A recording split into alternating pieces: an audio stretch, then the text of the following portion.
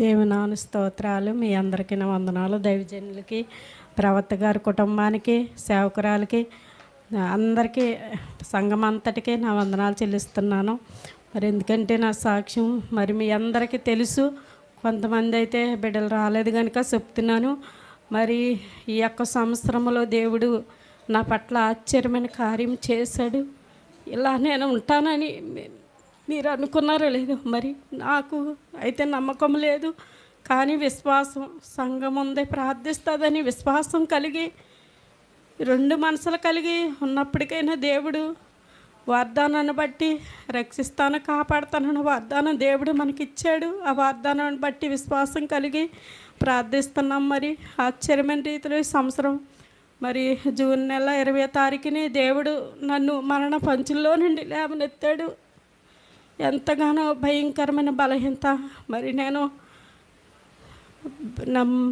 సంఘ ప్రార్థన వల్ల ఇలా నిలబడ్డానంటే సంఘం ప్రార్థించింది కనుకే. గిజ్జోని సైన్యం, మరి ముఖ్యంగా నేను గిజ్జోని సైన్యానికి చెప్పేది ఏంటంటే, సంఘం ఒకరికొకరు, ఏ కుటుంబానికి ఏ బలహీనత ఉన్నా, ఏ బిడ్డ ఎలా ఉన్నా, సంఘం అంతా గిజ్జోని సైన్యం. ఎవ్వరో ఇంటికాడ మరియు ఇంటికాడ ఉండి ప్రార్థనకు మానవద్దు.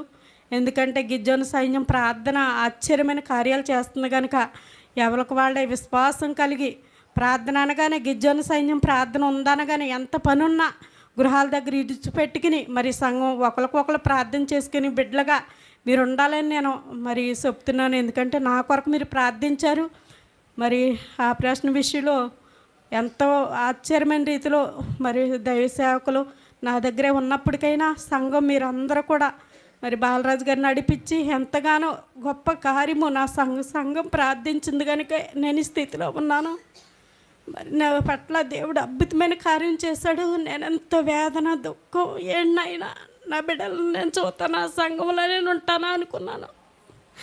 దేవుడు ఆశ్చర్యమైన రీతిలో నా పట్ల ఆయన వెలుగు, ఆయన కృప నా పట్ల ఉంచి ఆశ్చర్యమైన రీతిలో గొప్ప కార్యము మరణములో నుండి నన్ను లేవనెత్తి ఆ ప్రశ్నలో గొప్ప జయం అనుగ్రహించాడు, సజీవురాలుగా ఉంచాడు. కొంత బలహీనరాలు కనుక మరి దేవుని సన్నిధిలో మరి నేను ఏ విధంగా ప్రార్థించేదాన్నో అట్టి రీతిగా దేవుడు నన్ను ప్రార్థనలో బలపరిచేలాగా మరి ప్రార్థన ఇంకా దేవుని సన్నిధిలో అనేకమైన కుటుంబాల కొరకు నేను ప్రార్థించాలని నేను ఆశ కలిగి ఉన్నాను. మరి మీ అందరి కొరకు, ప్రతి కుటుంబం కొరకు ప్రతి దినము కూడా నేను ప్రార్థిస్తున్నాను.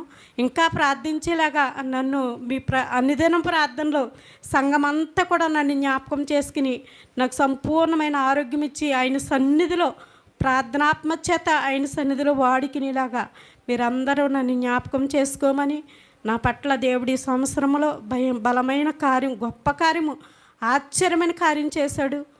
నేను ఈ స్థితిలో ఉన్నానంటే సంఘ ప్రార్థనే, నా దైవజనుల కుటుంబం ప్రార్థనే.